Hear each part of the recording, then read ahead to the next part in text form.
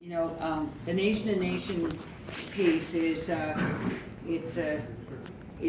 we're gonna need your help defining that, because we've also got to explain it to the rest of Canada, right? They don't get this thing, and so it is about making sure that we will be able to demonstrate some of the things that really have worked, across, Canada, but it is, the definition of that and how we live it and breathe it is going to take a lot of work for us to be able to explain, as you've said, not only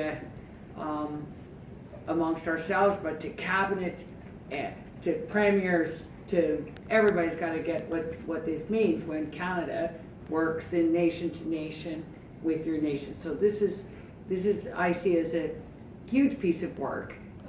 In it, otherwise it's just words. How is that implemented? Like, how are the the calls to action of the TRC, the UN Declaration of the Rights of Indigenous People? But it starts with nation to nation, and renewing the relationship. And that is part of changing the fiscal relationship that we've talked about. It is about the kinds of things that you're suggesting in terms of working groups on some of the areas that we have experiencing problems. It is, Jody is absolutely correct. I mean, I couldn't have done this job really without her. She understands, and for us to have justice and a knowledgeable Minister of Justice is really the way that we're going to get some of this done much more efficiently than we would have been able to. So Jody and I are joined at the hip on most of these things, but also, as you've heard, that whether it's Hunter Tutu or whether it's Catherine McKenna or Jim Carr or Jane Philpott, every single minister is wanting to help on this, and we will. So I'm in some ways a portal to the other ministers if you're having trouble, but basically it is.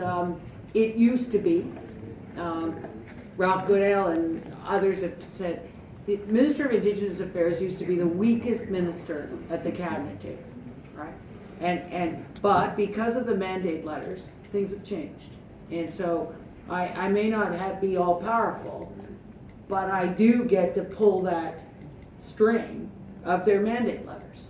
And so it is, but it's the Prime Minister really, and PCO that is understanding that those mandate letters were serious for all the other ministers. So there are some things that are irritants that I will work on right away. And obviously Jody and I dealing with reviewing all the legislation is important, and we've begun a list of the irritant legislation, and we're going to see what we can do about that as quickly as we can. On the reporting piece, we know we've got to do some work, and we're going to need your help on what does reporting look like. On third-party management, we've known for a long time it doesn't work. And Jody's husband taught me a lot about this. I mean, putting an accountant in for what is administration, it's a different skill set, and it doesn't work, and it hasn't built capacity. And so I want to see what we're going to do instead, and so you can help one another in communities that are struggling. How do we do this without this old-fashioned approach that doesn't build capacity, costs you money? And we're going to need your help to figure out what that looks like. In Atlantic Canada, it's rare, but other places we would love your expertise on how we do that. I am on the issues that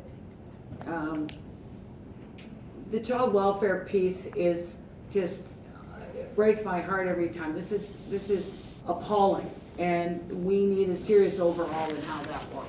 And so we have to begin with the child advocates, and we're going to begin in terms of how do we set up a system that isn't, you know, ripping children from their families. And, you know, as Cindy Blackstock says, that there are many jurisdictions where no child can be removed for poverty. There's no food in the fridge, let's get some food in the fridge. And certainly the Maori system of insisting on a family conference, then an extended family conference, then a community conference, before you can even think about, you know, apprehension is, you know, something that we will look at. But I think, you know, it's not a surprise to me that the TRC put their first calls to action about children. And I think it's the Indigenous way of putting children right after Mother Earth. And we will try and get some of our early work next year trying to deal with this, because it's breaking my heart, and we just can't have this. I mean, and it's not unlinked to suicide and all of these other absolutely horrible indicators of when we're talking about whether communities are successful or not. To be able to have suicide as an indicator is, you know, it's just unbelievably sad. I want Chief Paul's indicators around economic development and jobs, and those are the kinds of indicators, and high school leaving numbers, and they're all interrelated. But somehow we're going to need your leadership on how we go forward. I am going to need your help on two things right now, and that is how do we ensure that your people get the child benefit that will be in next year's budget, which will lift your children out of poverty. Because right now it's based on income tax filing. We're gonna have to figure out a different system, or some system, or persuading people that it's worthwhile filing an income tax even if you don't pay anything, in order to get that child benefit to your people. Somebody with 3 kids, that's 16 grand. That's a lot of money. So we can't leave that on the table because my budget's only this big. There's other departments with huge budgets, and we're gonna have to help your to understand that Canada is just not my department.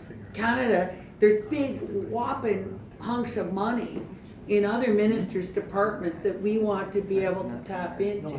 And the other one is post-secondary. So we doubled the money on post-secondary, and most of your people would qualify for grants.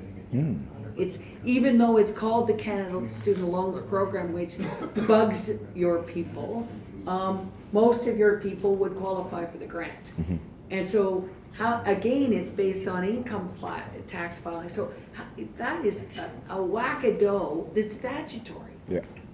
If you get the grades, you get to go. Based on that, you know, Minister Duclos, you know, bank account. So it's again us thinking differently. If we're going to do whole of government, that the responsibility of the Crown comes out of all departments, not just mine. And so how do we tap into the other departments that really do and can help you lift your people?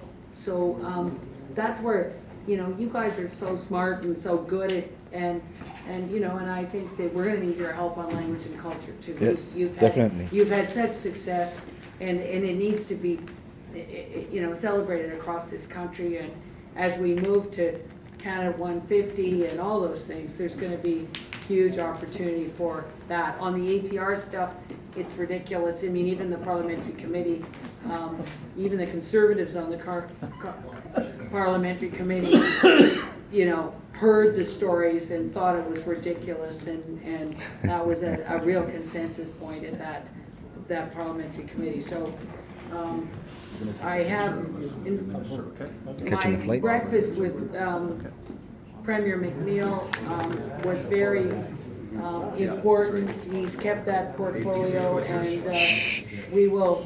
we need to just get to work. But I think that's whatever Co-chairs else. are gonna squeeze in. On the resource notes. I'm trying to get a picture for the cover story. Look up for a second there. Okay, come on now. Look beautiful, you guys. Look beautiful here. Come on now. Look cool.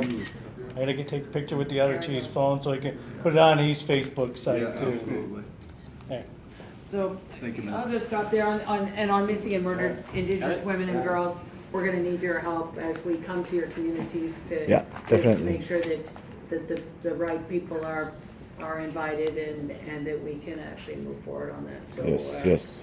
I think that's my just appetizer of what we're trying to do together, but I can't thank you enough for this opportunity to hear from you. Oh, thank you. Thank you.